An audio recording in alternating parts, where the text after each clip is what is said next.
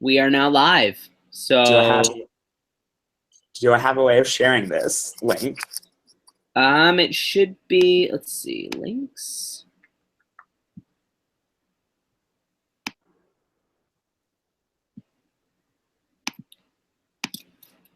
It should be here. I'm going to text you, Brian. It should be this, I think. Okay.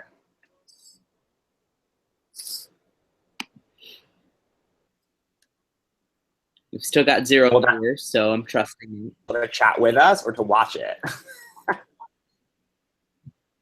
I think that's just to watch it. Cool. But I don't actually know. I'm asking Matt to click that first before he shares it with the group. Oh wait, here's the link for the YouTube page.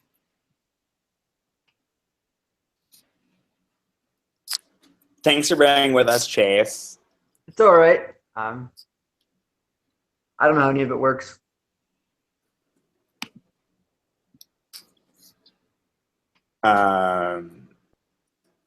Cool. Awesome.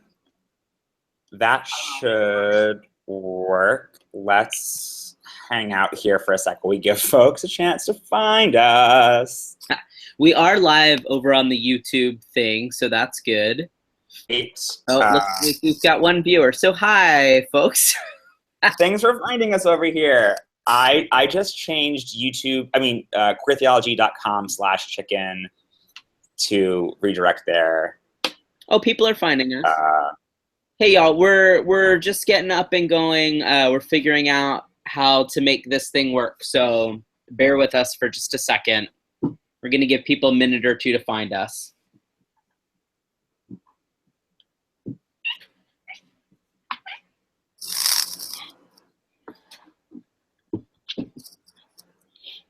I am not Brian, if that's something he wants to know.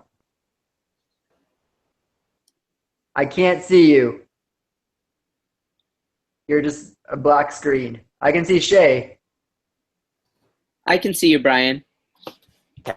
Hopefully the folks at home can share and see me.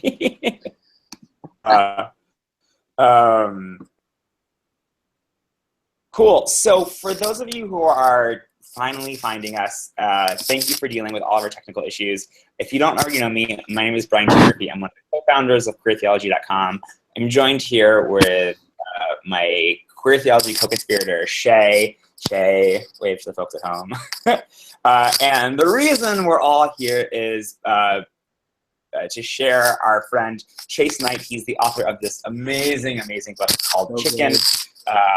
We're going to talk about queer Christian teenage love, because that is a lot of what Chicken deals with. So before we do that, we want to jump in and hear where you're from. The chat should be available for everyone. So in the chat bar over there, let us know who you are and where you're from.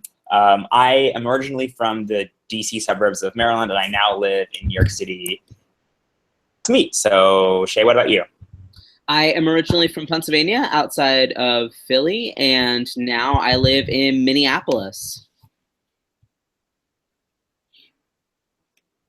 My turn. Yeah.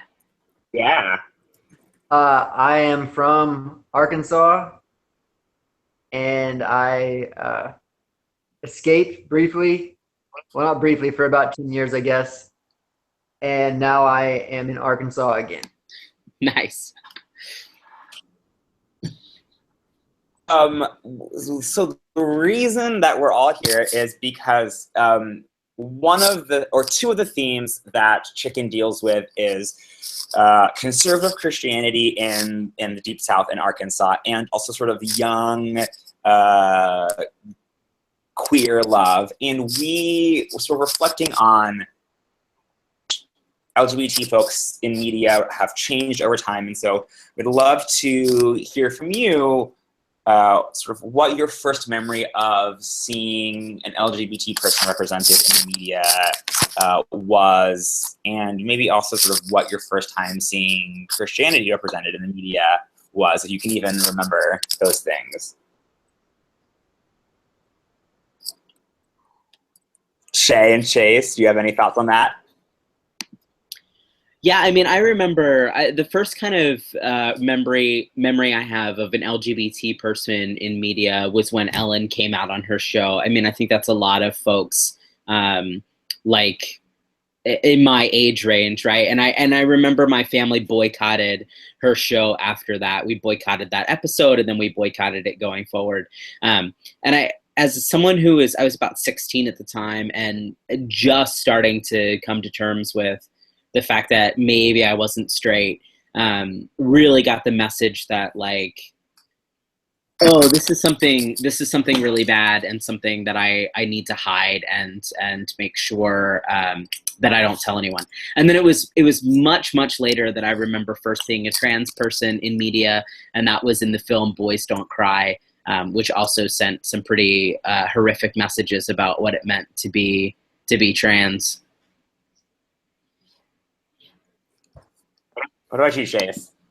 Oh, well, yeah, Ellen was definitely the first. I guess I was like 12 or 13, and my parents, my whole family, they loved her show.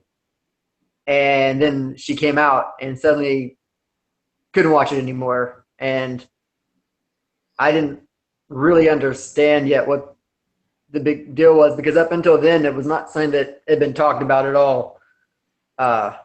They just pretended like that didn't exist. So that was a big deal. And then we went to Disney World after that, and Ellen has a ride there that she hosts. And I remember my dad being like, "Oh, that's Ellen DeGenerate." And I was like, "But it's a great ride."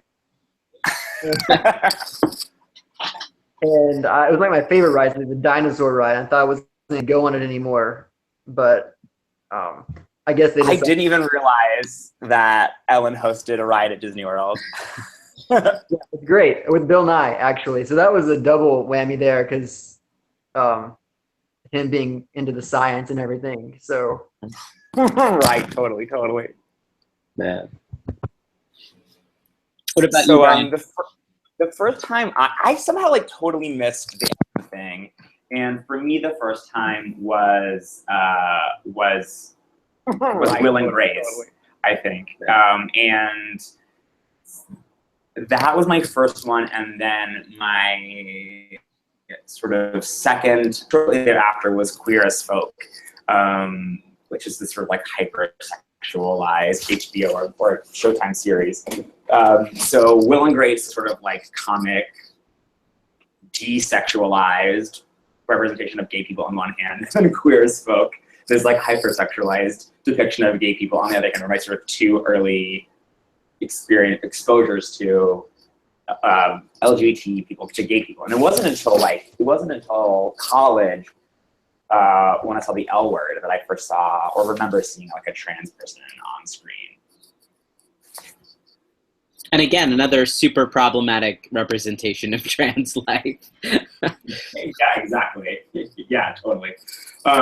Just so that everyone following at home knows, because we're now over on Google, there's a like pretty substantial delay in between us talking amongst ourselves and you seeing it. So if we like pause awkwardly to wait for comments, or if you feel like you're typing things that are not lining up with the video or we're skipping ahead, it's because of that delay. So we'll try and be mindful of that and work through it.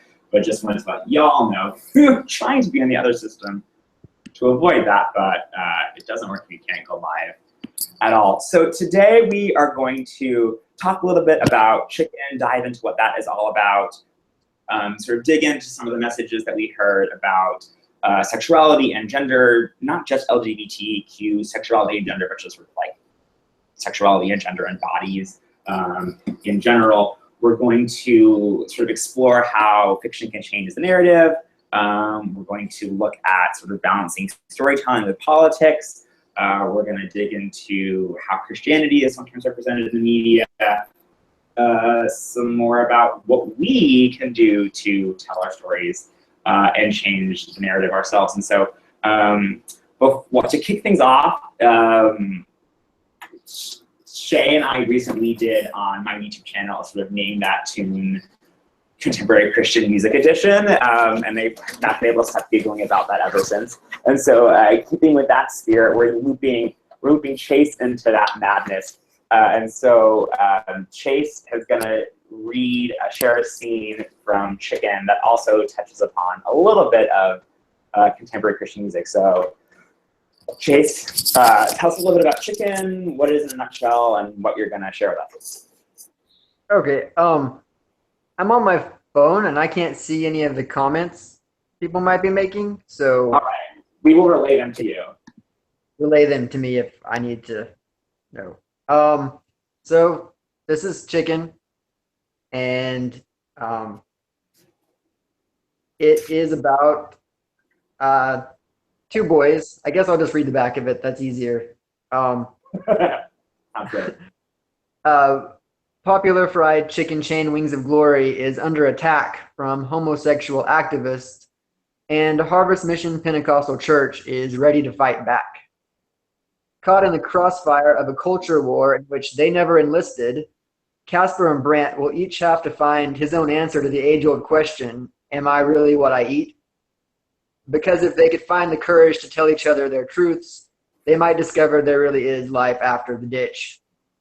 And the ditch is the name of the town, Hickory Ditch, Arkansas. It takes place in July 2012, leading up to National Wings of Glory Appreciation Day, which is just nothing to play. So I'm going to read a very small part here. Casper, it opens up at something called Ditch Days, which is a festival on the 4th of July, like an arts and craft, small town, really lame festival. Casper is having to help his dad grill hamburgers for the church, and this is the scene where you first see Brant Mitchell from his eyes. Brant Mitchell has finally bothered to show up. He's standing near the end of the line, dusty old cowboy hat cocked back on his head, left thumb hooked in the pocket of his blue jeans, right hand fiddling with the silver dog tag dangling from his neck. His brown eyes are bleary, maybe tired, more likely high, and his lips are mumble-singing Testify to Love, along with the hyperactive pop praise band on Sister Sharon's radio. Give me the works, says the woman in front of me, wiggling the tar-stained fingers over all the little Tupperware containers between us. But no onions or tomatoes or mayonnaise. That's not really the works then, but okay, whatever, lady. I tear off another square of foil and start building her burger. I can feel Brant in the air, a tingle that starts on my skin and worms its way underneath, burrowing through my muscles and into my bones until every part of me feels heavy and fuzzy like an ankle that's been sat on till it's fallen asleep. Brant Mitchell is beautiful. I am not supposed to know that, but I do. So good. Thank you. I'm swooning over here all over again. So my first question for you, Pace, is why this story and why now?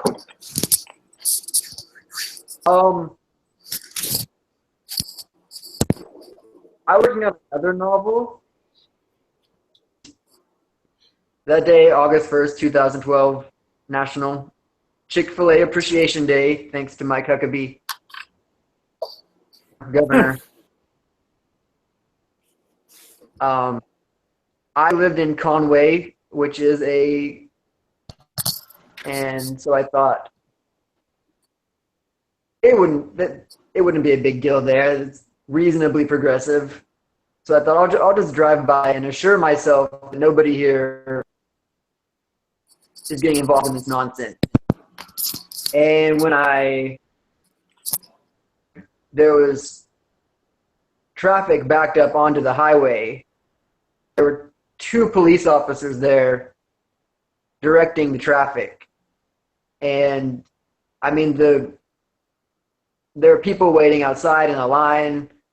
It was just crazy. And I was really disappointed because I really thought that it wouldn't be like that where I was, but I felt like nothing had changed at all in the last, like, I guess ever. It just was awful. And so many people were that angry that they would come out to eat chicken, just like, okay, what are you proving with your chicken? And I could see like there were so many kids in there. And I'm just thinking, like, statistically speaking, as many children as there were there, more than one of them had to be queer in some way. And I just was thinking about how awful that must be to have your family dragging you to this thing and having those feelings inside you. And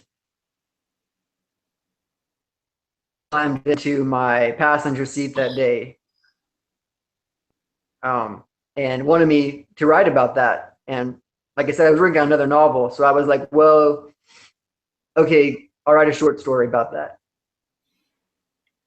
And so first words I wrote actually were, Brant Mitchell is beautiful. I'm not supposed to know that, but I do. And then it got away from me. He wouldn't stop telling his story. It turned into a 375-page novel. I thought I was going to write it really quick so that it would come out like right after that happened and be like super relevant, just like, wow, right on top of things. It took me 3 years, and I feel like a lot of people probably forgot that even happened. But it felt like a big deal that day, and I'm sure it felt like a big deal to those kids like Casper. So that's why it's here. That's awesome. I mean, one of the things that I loved about the book was how relevant that piece was, and I remember feeling that same thing around the Chick-fil-A thing, and so I think that you're right on about that. I mean, I think you addressed so well this question of, what are the narratives that young kids, young teens who are just coming to terms with their identity are receiving from their churches and from fiction and from pop culture and media. And so we wanted to ask that of ourselves, the three of us, but also the people that are listening in. What are the messages that you heard growing up about what it meant to be LGBT, whether that was in the church or outside of the church? What were those messages? So for me, one of the, it was something that we just didn't talk about, or we talked about very not often. And then when we did, it was like, well, we all know that it's a sin to be gay. We don't have to talk about it. So I never really got those like fire and brimstone sermons on like the horrors of being gay, because it was like just so there's nothing to talk about here. And I don't even think people even knew to be talking about trans folks at my church. And so it was very much don't talk about it. And that was the same for me in my town growing up, which was not particularly conservative Christian. I mean, there was like an element of it that was conservative Christian and an element that was just sort of like standard American, like mid-Atlantic Protestant, and like a fairly significant Jewish population. But still, like, even in secular spaces, it was like, you don't talk about that. And if you do, it's like the butt of a joke, or sort of like the freaks over there. Or like, maybe it's okay if it's like some sort of like fabulous gay hairdresser at the mall that's like funny, but like, you don't take them seriously, you know what I mean? And you don't want to be that person. They're still the butt of the joke. Yeah. What about you, Chase? It was very similar to that, I guess, till I was a teenager. I grew up in a Pentecostal church, and I think, like Brian said, they just assumed it was so obvious that was terrible, that they didn't need to talk about it. So they didn't really until I was a teenager. And then it was like, it would be talked about, like, I remember like a youth group night. It was like a hot topics, like controversial issues night. Let's talk about abortion and homosexuality and drugs. Of course. And then a panel. They're like, we'll have a panel discussion. So they had like kids get up there and be on this panel, like they knew anything about it. Of course. It was just reading Bible verses, conversation, and I was just really like, why is, and how this is relevant, and it became a big deal when it hadn't ever been really talked into that question. Why?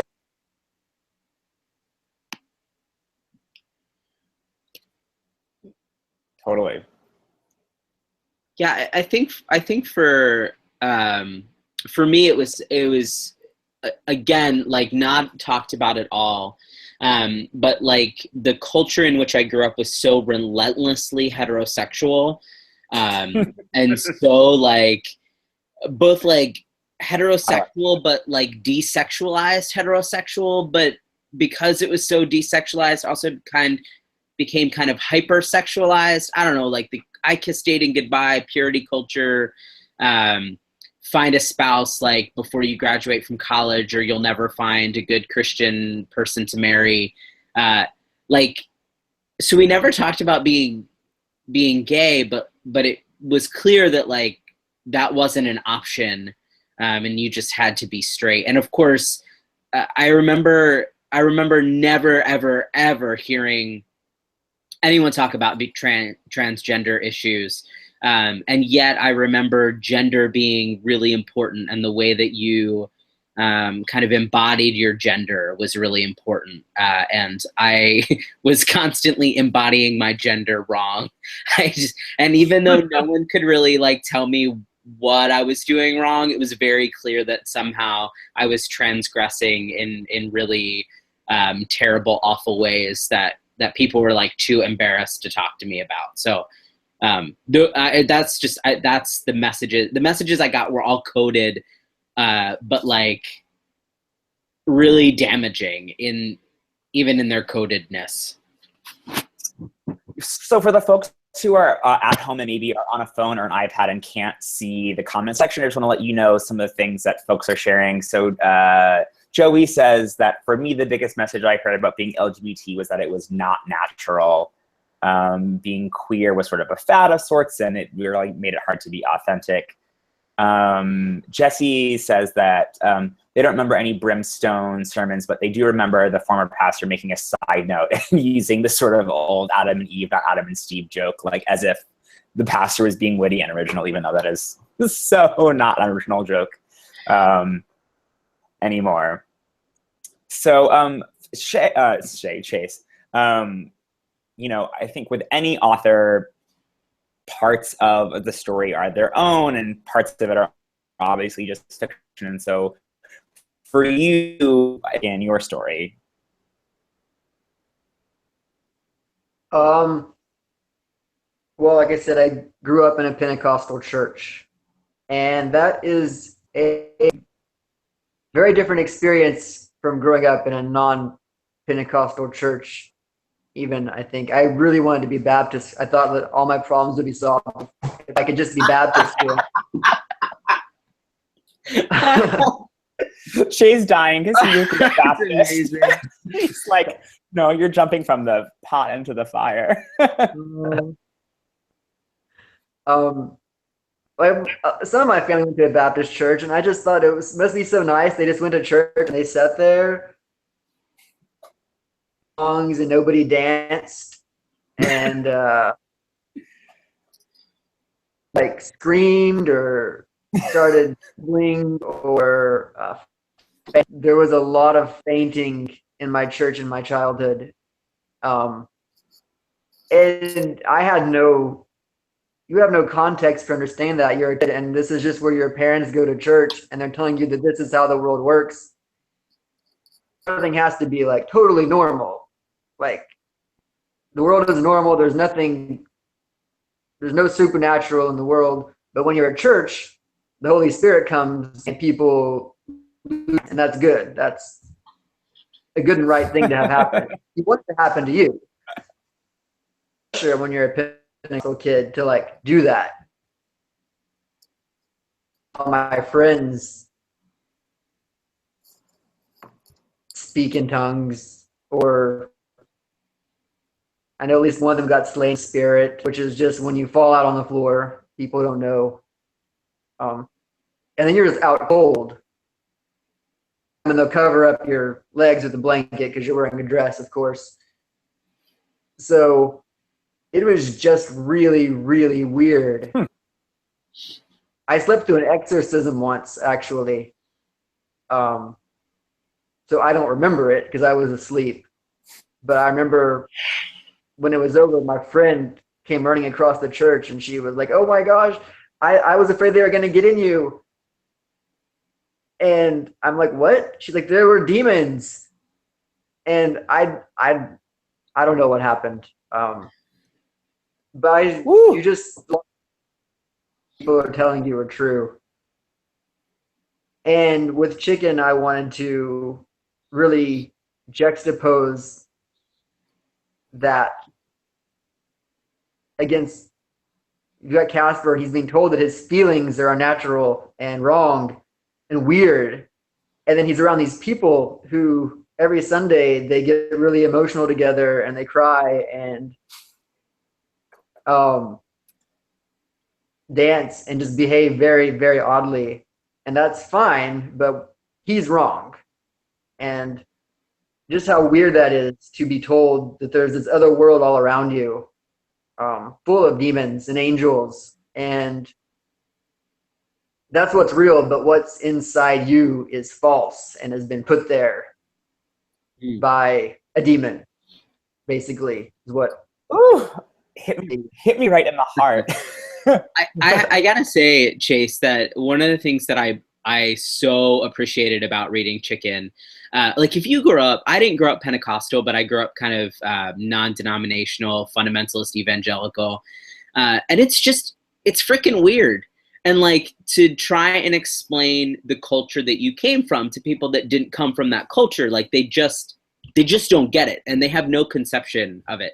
And so reading Chicken, it felt like it was clear that you came from that culture, right? And that you really got it, which I don't often read, even in fiction that tries to have like a religious or cultural Christian edge. And there's this one portion of the book, I think, where they're in this classroom and there's all of the stuff around from the puppet ministry. And like you have the throwaway line where you're just like, I can't really explain it. Church is weird. And like, I laughed out loud alone in my bedroom and I was like, yes, that is it. Like, I can't really explain it, but church is weird. Like, and it makes sense when you're in it. And I just, it was so beautiful to me to read that in your book and feel like, oh, here's someone who has like really lived this experience. And it gave such it felt like home to me to read it, which was really powerful. But then it also gave me a lot of hope that other kids could find this book and see themselves in it too. And I think that was it's such a beautiful thing. I think with that moment, it's like the, so you're a writer and there's your life and then there's your fictional world you've created. And sometimes they come very close together and the wall gets very thin between them. I think that scene was the thinnest. I was on the church puppet team. Me too. Me too. For 2 or 3 years, I guess. And I was actually Rover Comer, who was a I wore a giant dog suit every Sunday morning. Big like Disney World dog head and overalls and a tail. The kids would always pull it. It was awful. It was like 90 degrees in there. And I did that every Sunday. That was my ministry. It was really going to church, because by then I really didn't like going to church and didn't want to be around all the weird stuff. So that was my only way out, was I could either go to church or dress up as a night dog. And there's a creepy puppet room at our church where the puppets are just all, it's just like in Chicken. They're just impaled on these sticks on the wall and they're hanging there. And it's just, when Casper says it's just weird, I can't explain it. That was literally me as a writer going, I really can't go any further with this. It's just weird. It's like me just breaking through. I'm like, I'm sorry guys, I can't. If you haven't been in this puppet room, there's only so much I can do to like get that across. Yeah. So, as we were talking about the various messages that we received about reality, demons, sexuality, gender, relationships, bodies, this question is likely for both Chase and Shay, since you're both fiction writers, Chase in books and Shay in plays.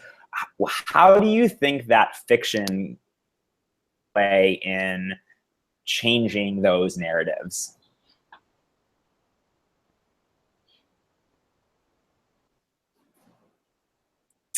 Shay, you want to go first? Sure, I can. I think for me, the power of fiction is the ability to create empathy, and to connect us with experiences that we wouldn't otherwise have. And one of the things that I love about theater in particular, I mean, it's a different kind of fiction, right? In that in theater, the power is that you have a real body on stage in a room with other real bodies embodying this story, and it creates this kind of intimacy and eliminates the barriers because there's someone right there. But it also, I think that empathy piece for me is really huge in that it allows you to really get inside someone else's story in ways that you can't otherwise. And I think that's been one of the most, there are lots of other things that it does, but that's one of the most powerful things that I've seen it do. What are your thoughts, Chase? I agree with everything that Shay just said.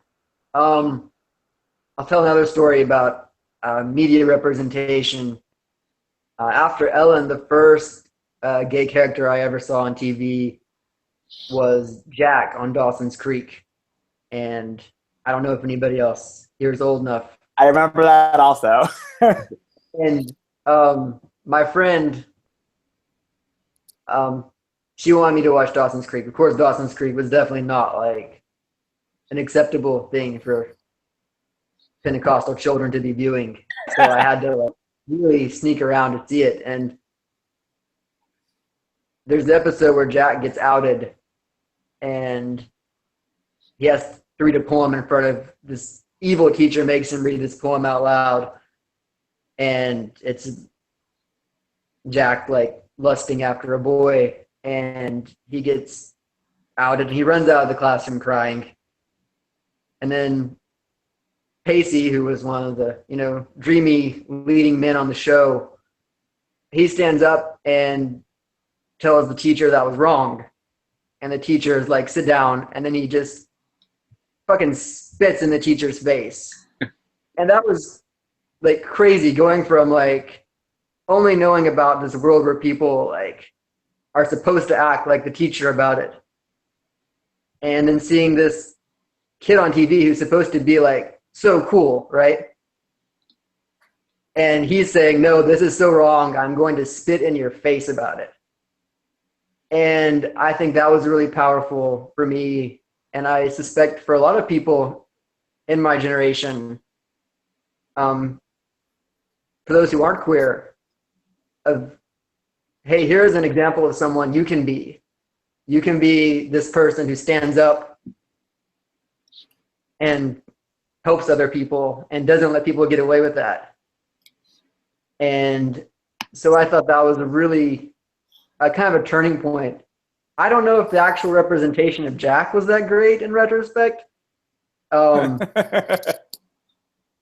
that was a really tough moment for me. Open doors for better portrayals later on. One of the things that sorry, go ahead. The fiction can change the narrative is by one, it showing you that there are other people like you out there, modeling for you better ways to be, good way, you know. Feel like everyone around you, you can be a different kind of person. It's either being or encouraging you to do that for someone else. Yeah, one of the things that I loved so much about Chicken was that, like, as I was reading it, I was absolutely engrossed in the story of it, and I felt like I knew these people because of how, you know, like, interestingly you had written them. But then by the end of it, this one moment in particular, I'm not going to, no spoilers, but when Casper's talking to and he says this line, and I'm like, oh yeah, in addition to being this like really gripping narrative story, politics of Chicken are just also like fucking awesome. And so like it has a great sort of, like, it has this great political message without actually having a political message, with it just being a story, right? And so how did you go about balancing like or a perspective or an agenda with just like, you know, telling an amazing story?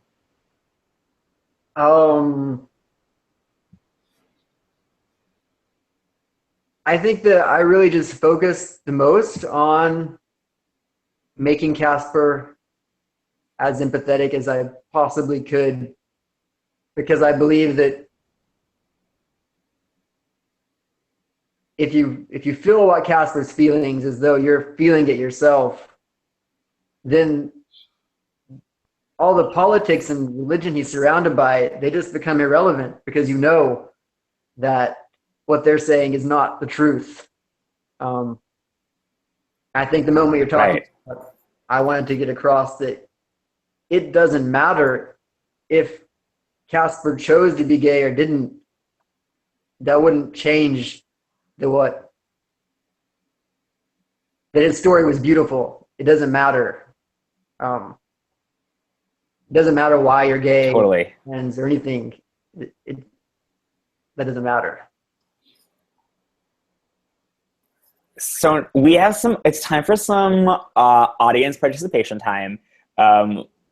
Chicken is a story about Casper and Brant, but we all have sort of our own stories, and I would love for folks watching at home to think for a second on what are some stories that you might have that you could share with your friend or your roommate, or with a YouTube channel, or with a blog, or just with yourself in your journal, with a book. What are some stories inside of you that you have, you know, for Chicken, it was like growing up Pentecostal in Arkansas, you know, but Shay is the founder of Uprising Theater Company, and their sort of tag is like stories to change the world. And we really believe that at Queer Theology as well, that like our stories can change the world. And so I'm gonna pause, and there'll be some awkward silence and hum the Jeopardy theme song while you folks sort of think on like what's something that you might share with someone else that could special part of yourself that you could find value in. Leave your notes and comments.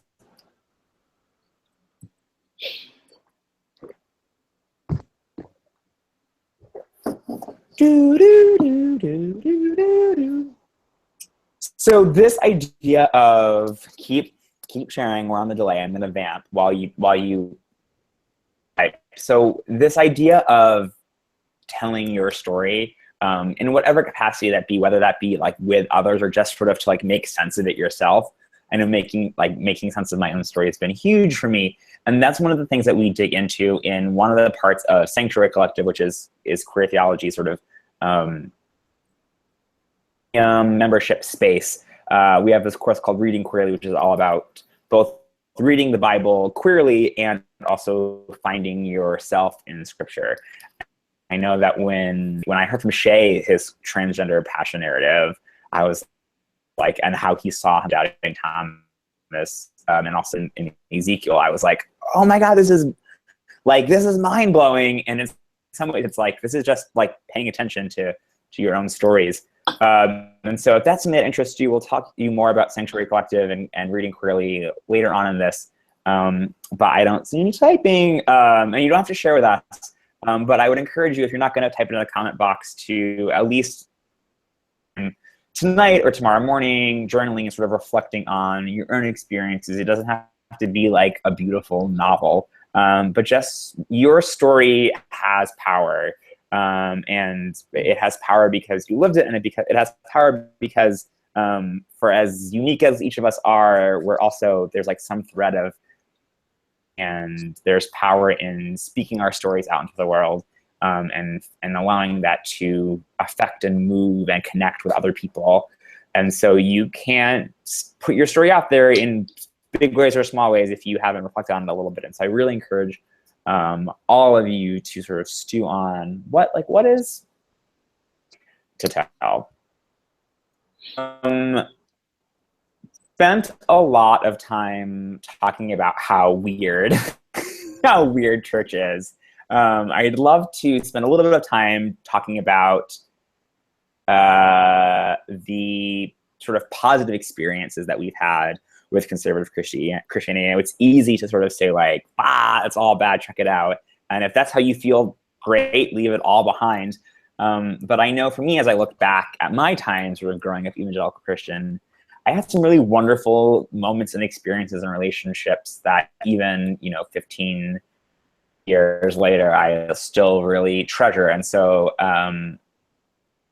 from Shay and from Jason, I can share myself also, and from you at home, what are some positive aspects of conservative Christianity that you either remember fondly or maybe want to find ways to carry with you today?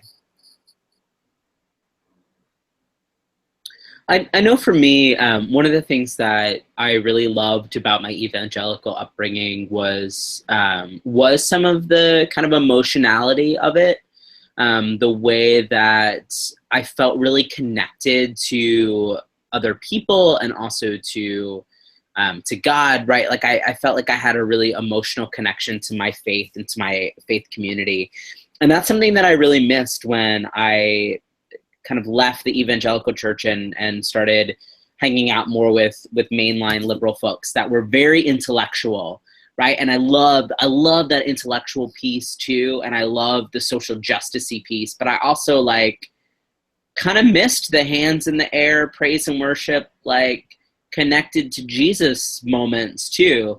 And so that's one of the things that I've really had to work on. And I think that's one of the things that we really try and do at Queer Theology too, is to bridge that gap between the emotional and the intellectual, between the social justice and the contemplative you and Jesus moments, right? Because I think that we can have all of those in our faith lives and in our spiritual communities. But it does sometimes seem like we got to do some work to get it all in there. Anything salvageable for you, Chase? I mean, good memories. Even I have a lot of really messed up memories, but I also very atmospheric memories that come from being part of such a specific kind of culture. I have a certain weird nostalgia for it, like the puppets, even at the same time as I just hate them. So it's kind of a weird relationship. My family is still all very Pentecostal, and I don't get it. I don't understand it. But I should also note that my family is no longer the bad kind of evangelical, I guess you'd say. They've not as progressive as they could be, but they definitely changed over time. And I think that's possible. And I think that was also something I wanted to bring out in Chicken. The family is crazy. Evangelicals doesn't mean all hope is gone. And another thing was that I wanted you to feel like Casper hates the church, but he wouldn't have met Brant if it weren't for that weird church. So your good memories and your bad memories can be completely tied up together like that. And that's something you have to just like learn to live with. I guess that's really true for anything. There's always going to be good parts and bad parts, and you can't always untie them from each other.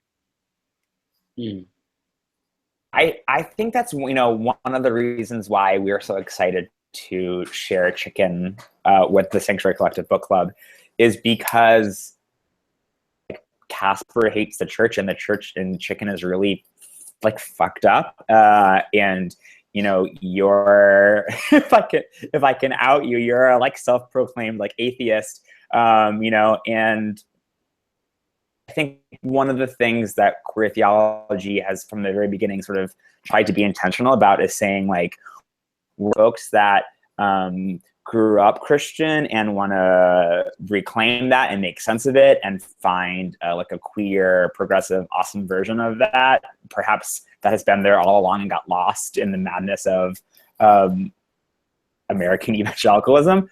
But we also want to like honor that for some people that's not their journey, right? That like that Christianity and the church like messed them up and they don't find anything redeeming in it, and they think it's like silly and they think it's made up and they think it's fairy tales. And like if that's you, that's your journey, and we honor that too. And we're definitely not the type of LGBTQ Christians that are like, you have to be Christian still, that you have to find a way to reconcile your faith in your sexuality or your faith in your gender. If that's something you desire, like awesome, and we're here to help you do that. And if you're like, what I really need to do is like heal from the trauma of the church and move on, like awesome, we're here to do that for you as well.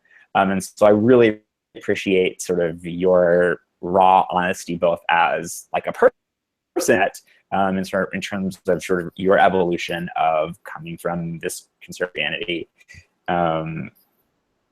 not holding on to that anymore, and sort of the way in which you sort of portray the good parts and the bad parts of the church in Chicken. So it's now 9:45. We're a little bit over schedule because of our technical delays in the beginning, but I definitely want to for folks, if they have any questions for Chase or for us, now would be a great time to ask those in the comment box on the side. Also, Chase, if folks want to get a hold of Chicken and I haven't already done so, where can they get Chicken? It's available on Amazon and from Barnes & Noble. You can go to your local bookstore and ask for it, and they can order it for you.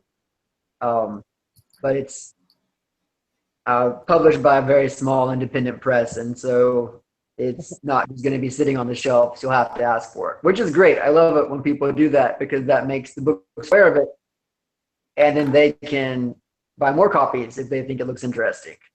So I totally did that. I went to my local Astoria bookshop and was like, I heard there's a really cool book called Chicken. Do you have it? Oh, you don't have it? Can you get it for me? Thank you. On Amazon. So we here to sort of kick off our Sanctuary Collective book club, or the next round of it. We're reading Chicken. I know I've seen some folks that are in Sanctuary Collective in the chat. We're really excited to have you here. And some folks maybe that aren't in Sanctuary Collective yet. So Sanctuary Collective is Queer Theology's online community and membership area. In addition to having a club that we do every other month, we also have weekly discussion questions. It's a really sort of dynamic and growing community of folks sort of how to do life and faith together. Sometimes we talk about silly things like we have or concerts that we're going to, our favorite emojis. Sometimes we talk about really serious stuff like mental health and coming out and dealing with families that are and figuring out what we believe about faith and life and death. So it really runs the gamut. You also, as part of Sanctuary Collective, get earlier, it's the 6-unit course on reading the Bible queerly, and also how to find your own self and your own story and tell your own story in that context. It's got dozens of video lessons and workbooks.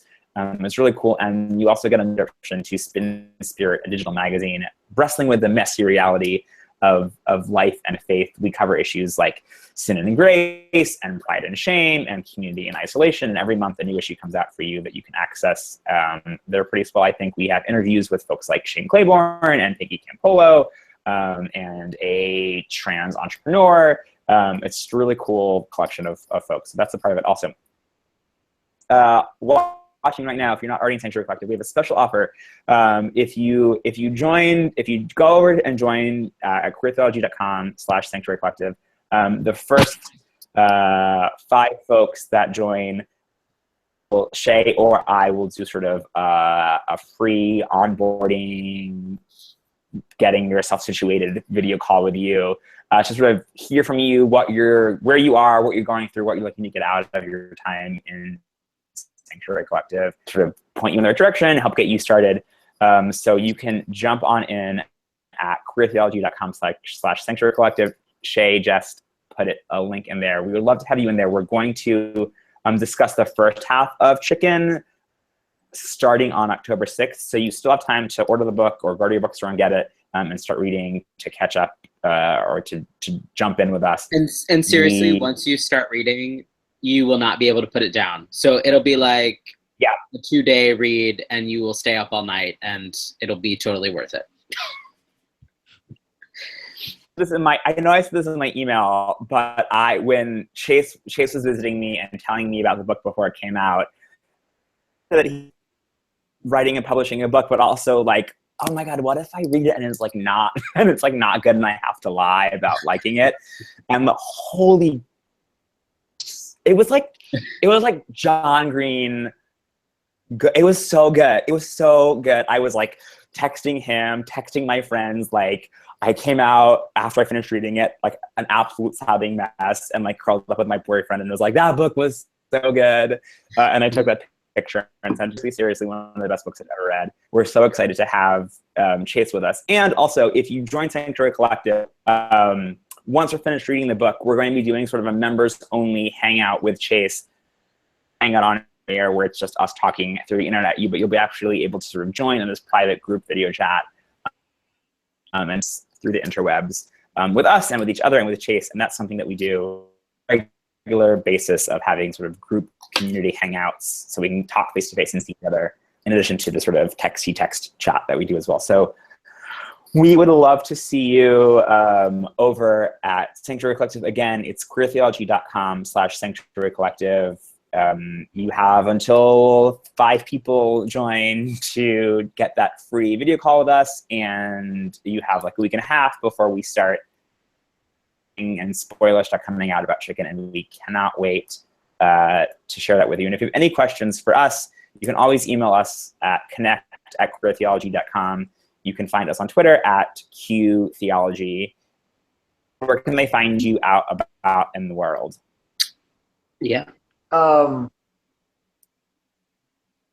please don't find me out and about in the actual world. That would be terrifying. Where can they find you out and about on the internet? You can find me at chasenight.net. Is that my website? I think that's my website. It does change. It's changed a lot. So I think that's what it is right now. You can find me on Twitter or Instagram at the Chase Knight because somebody already had Chase Knight, even though it's my name. Those are the two best ways to get in social media touch with me. It's Twitter and Instagram. Or you can email me. Twitter, it's at the Chase Knight. Cool. Twitter, the Chase, yeah. And we'll send out an email with a link to buy chicken and links to Chase's social media as well, to make it easier to find. That is all she wrote tonight, folks. Thank you all for joining us. Keep in touch, and we will hopefully see you again very soon. Thanks, everyone. Thank you. Bye.